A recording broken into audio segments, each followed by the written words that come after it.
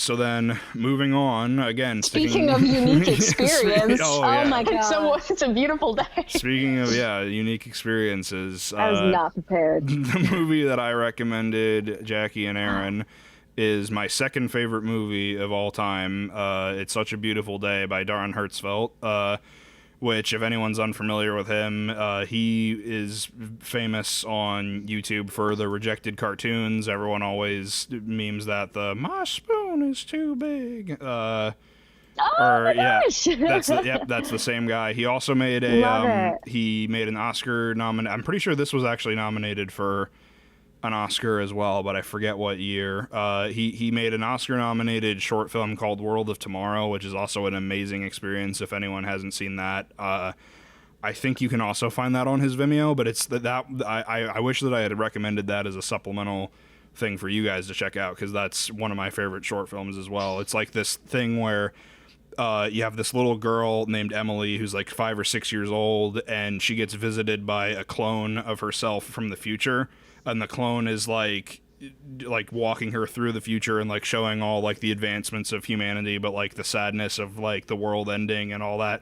But this little girl's dialogue is all like Don Hertzfeldt was just like babysitting his niece or whatever, and just followed her around with a microphone and recorded all the things that she would say, and then he took her little bits of dialogue and then wrote a short film out of that. So like you'll have like, I love creativity like that. Exactly. Love that. You'll have like this like futuristic clone being like this is the inner workings of the hive mind computer from the future, where everyone goes to escape reality, and then this little girl will be like, I made a triangle, and it's it's just so unique and weird, but it's great. But anyway, It's Such a Beautiful Day is his first and only feature film so far, technically an amalgamation of 3 short films that he made over the course of, I think, from 2002 to 2010.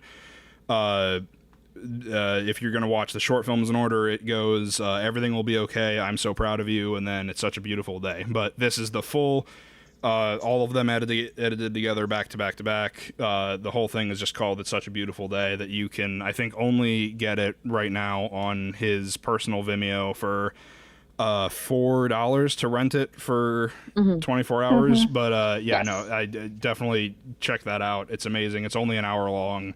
Definitely worth your time. So what did you guys think of It's Such a Beautiful Day? It's so funny because when I was in high school, I was like emo, and I Google searched like sad movies, and like this came up, and I was like, well, this is interesting. And I started to watch it, and I couldn't get into it, so I didn't finish it because I was like 15 and like didn't understand like great cinema. And then when you recommended it and I watched it, I sat there, it was like really late last night, and I sat there and I watched it in like pitch black, and I couldn't, usually when I'm watching a movie, like I'll instinctively like check my phone or something. I've really bad focus issues. I sat there and I was like, what? Like my eyes were glued to the screen. Like I couldn't, because there was weird things happening. Like I would miss an animation, or I'd miss one of those like cool like live action effects or something. Or I think my favorite moment of the film, which for some reason really stuck with me, was he's just like standing there. I think something sad had just happened, and he was just standing there, and the guy's like blowing a leaf blower, and he's just standing there like blowing a leaf blower for like 2 minutes, and it's just, he doesn't move. Yeah, and it's just, you're like really like, again, this is one of those films where you really feel like the protagonist, like you feel jarred. And I don't know if this was intentional, but I had a human development class, and I told us people with memory issues like dementia or Alzheimer's, different parts of their brain will try to activate to try to recall memory, even if they can't really remember it. And the thing I liked about the film, I don't know if they intended to do this, but the little like spotlights of animation kind of looked like the different like lobes of the brain activating, like trying to remember. Yeah. I don't know if that was intentional, but like I remember I was like watching and I was like, oh, it kind of looks like the different like lobes of the brain lining up. And I was like, oh, wait a second. I think I like to think that it was, because they do have a lot of moments where they talk about like different brain disorders and dementia, Yeah. and his, without spoiling it too much just yet, his family does kind of have sorry. like a history. No, it's okay. I don't think what you said was a spoiler, because the whole movie is kind of presented like that, except for once we get towards the end, they kind of like open up the full frame, and you kind of realize like it goes from like these little pockets of reality to like absorbing all of it at once, and it's just, I love the way this movie is presented so much. So Aaron, what did you think of this movie? I watched it at 2 a.m. I probably shouldn't have. It was so, I mean, okay, the first thing I really thought about this movie, I was like, oh my God, Jackie's going to love this. This is literally Jackie's humor. Like, to a T, I would have thought she helped make this film. It is my humor. I love it. It was just so dark. The humor was so dark. I didn't know whether to laugh, and if I laughed, I felt guilty. Laugh it up. It was so good. I think the scene that killed me the most was when he wanted to walk around the block, and then he would forget that he just walked around the block, and he just kept repeating, "It's such a beautiful day. Let me go walk around the block." Yeah. That destroyed me. That just was so heart-wrenching in so many ways. Yes. I loved it. I love this film. I love how because it's also like, it's very, we kept on saying like it's the humor is very dark, and it's very kind of brutal with the way that it portrays reality, which is kind of weird to say coming from the fact that this is like a stick figure animation film, but it's I think that it's maybe less so that the humor is dark and that it's brutal, that the reality of it is brutal, and more so that the narrator just doesn't really have any investment in what's happening. He's just kind of telling you like, Bill bumped into his friend and he had an awkward moment and then they walked on, and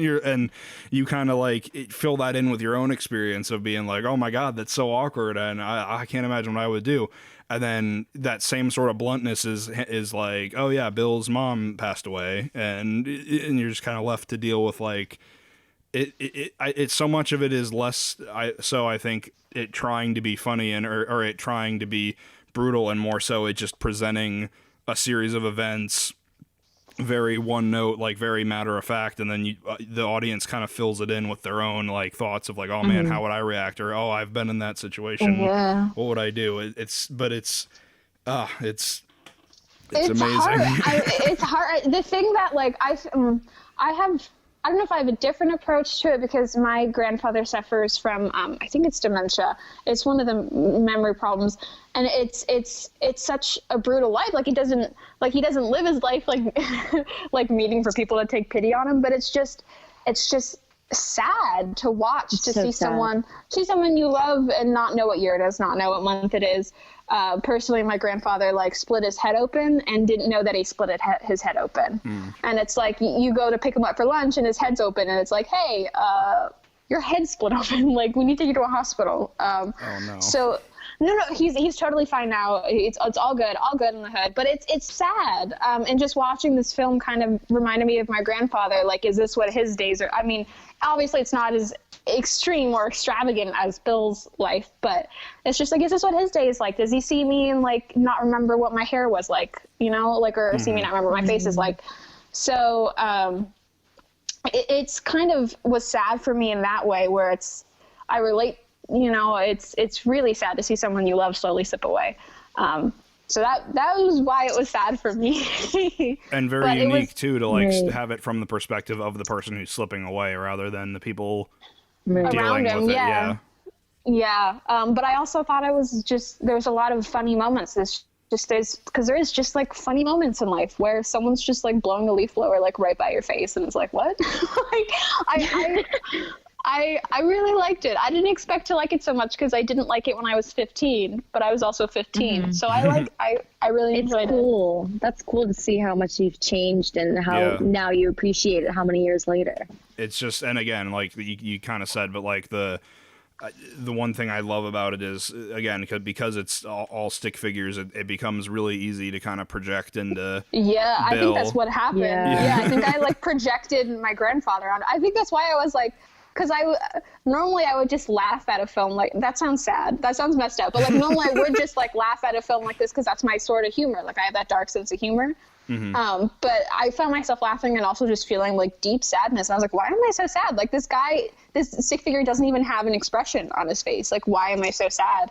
And I think it is, the audience can put who they want, like project themselves or other people onto the characters because they are so minimalistic.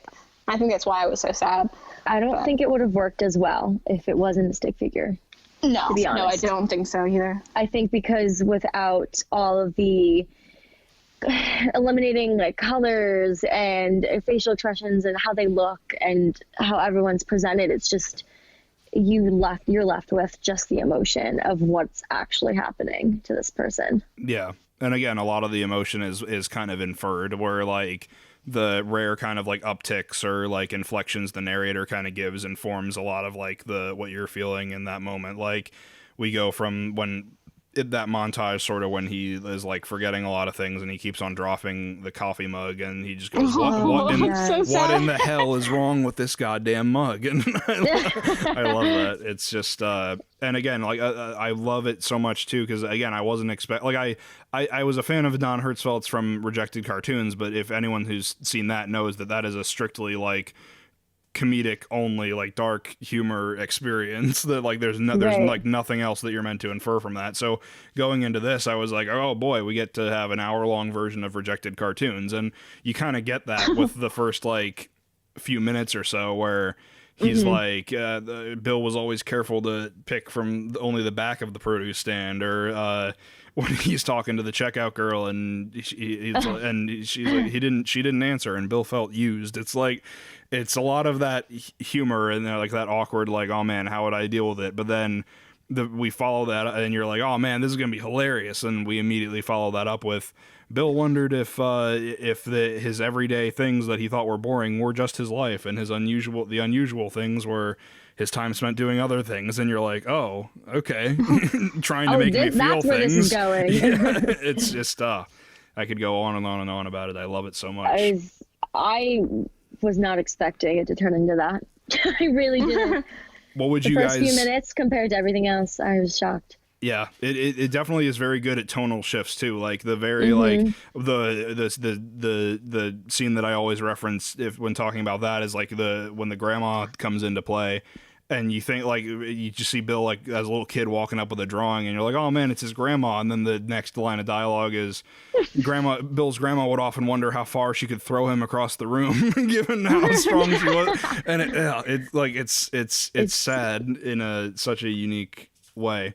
But one thing you guys kept on saying, like, just how funny you thought it was, I guess. So what moment would you say, I guess let's put it like this. So what moment would you say was the funniest, and what moment would you say was the like really hit you the hardest emotionally? I'm trying to think, because like the funny moments, they were very fleeting compared to the more serious ones. Like something would make me laugh and I'd be like, "Ha, that's funny," and then like it would be like, woke up in a hospital. It would spiral into, it would turn very quickly. Sometimes the fluids in the IV make his mouth taste funny. So it's like, it was almost hard to like stay in that moment for so long for like remembering something funny. I think something that I mentioned earlier that was both, something that was both funny and sad, I mentioned earlier, was the leaf blowing thing. I don't know why that stuck out to me so much. I think it was just like we got a solid minute in like this person's life. There was nothing interesting happening, nothing like very dramatic. It was just a solid minute of this person just like, I don't know if he was waiting for the bus or if that was another thing, but it was just funny. There was just this long scene of this person blowing a leaf blower like right next to them, and he just stood there just like totally like blank face. Yeah. I don't know why something about it was so sad but also so funny. And I think that perfect blend of comedy and tragedy is what I really, really, really enjoy. Yeah, and it really hammers home like the point of like, because a lot of the Bill like goes through like so many emotional things, like one after another, like whether it be he just continually finding out that the treatment isn't going well, or his mom dies, or his girlfriend broke up with him, or so it hammers home that point of like life doesn't stop and nobody really nobody really cares what you're going through, and it's going through. Yeah, it's just it's intense, but again, it's all us inferring like what would be intense for us. Like that leaf blower guy doesn't care. he has a job to do. Right. He's aimlessly blowing his leaves. I think the part that hit me the hardest was when his treatment started to turn better, and then he got worse. Yeah. And then you're like, oh, we kind of know what this means. And then he gets better. And I think the line where they say Bill's mother had to take all the flowers out of his room and return the coffin. At great expense and inconvenience. Right. I never thought I'd hear that sentence in a film. And I just like sat there in shock. Like I really, because like no one else was up. I couldn't be like, oh my God, what am I watching? I couldn't talk to anyone about what I was feeling. So that hit so hard because to imagine your mother seeing you potentially pass away and then realizing, oh, I have to return this coffin where I had accepted that I was going to lose a child. And then now I'm not. And it's just like, that is so complicated emotionally on so many levels. And it was a lot to handle at 2 a.m. I'm not going to lie to you. And I just can't hammer home this point any further. It's all stick figures having these profound thoughts. Right. This stick figure hurling this coffin back. It was just, you have to watch the film to understand it. It's insane. Can we spoil? Yes, we can spoil all you want. Okay. Oh, I just wanted to quickly talk about the ending because I was ending. Oh my gosh. Because I was like, oh, the film was going to end with him dying. I kind of like got that, but then the ending where they talks about Bill just keep living and living and living and living, and he just keeps living. It's just something so uplifting about that. Mm-hmm. It's so sad, and it was an ending that I really. Like I said, I couldn't take my eyes off the screen. I just was so enveloped. Yeah, I was so enveloped in the ending. I don't know what the message is or was, but I just like it. Like, you know what I mean? Mm-hmm. I think I felt this. No, sorry. Go ahead. Go ahead. I've talked way too much. Go for it. The ending, I took away that. A lot of people say they want to live forever. They don't want to die because a lot of the film is him being afraid to die. Mm-hmm. And then he actually lives forever. And then you see how lonely that gets. Yeah. Mm-hmm. And that was kind of what I took away from it, is that there's something special about living life once. Mm-hmm. And it's very like, the thing we keep on saying is like the sort of fleeting comedy, but also like the heaviness of everything is that it's meant to kind of be like, oh man, well, they kind of touch on it earlier in the film when it flashes forward and he's like in bed and he's surrounded by all his like grandkids and people he doesn't really recognize anymore. And he's thinking about like, oh man, how dumb it is that I worried about this moment my entire life. And it's just one moment and it's going to happen to me once. And then I'd never have to deal with it again. I wish that I could go back and not stress about this so much. And it kind of takes this like heavy concept that we don't really like to talk about a lot, and it kind of boils it down to something very simple and ultimately kind of like silly that we spend so much time worrying about it or so much time stressing about it. And I think that that's kind of what the end of the film is meant to mean, is like we spend so much time worried about our own death, and we wish that we just think that it's going to go on forever, and it indulges like, okay, well, yeah, you are going to go on forever, and this is what your life is going to be like. You're going to just go around the world forever. You're going to learn everything there is to know. There's nothing, you're never going to find out anything new. Relationships will lose all meaning because you're just going to outlive them. They're just like a little blip on your radar compared to what your life is, and eventually you'll lose everybody. And it's just like it kind of shows you how silly that idea is. And it's like you said, it makes you, it like enforces that idea of like treasure every moment while you have it, because like like he even says when the doctor's like, hey, you're not going to live for long, and he goes out and he notices all these details he didn't pay attention to, and oh, I loved that part. He just looks up at the sky yes. and he just says, he just yells, isn't everything amazing? It's just it's such a that's easily my favorite part in the whole movie, when he takes that they flip the walking around the block thing on its head and they introduce color, and the full frame comes out, and you see real life for the first time being overlaid over top of the stick figures. And it's such a good reminder for like people in quarantine, that last thing where it's like, look at all this detail. Like, it's a good reminder to be present and like be thankful for, like, you know, it's hard to be thankful and remember that things are amazing when you're in a global pandemic. I was gonna say, it's a good message for now. Yeah, but then when you walk outside and you look at the flowers and the details, and I love the detail about how he loved how the water soaked up his paper towel. Like, his bath mats are gorgeous. Yeah, just like small, part. Just like small things that we just take for granted that are really just pretty and beautiful. And it was a good reminder. It was a good reminder in quarantine. Yeah, absolutely great message in quarantine, especially when we do end up going outside one day.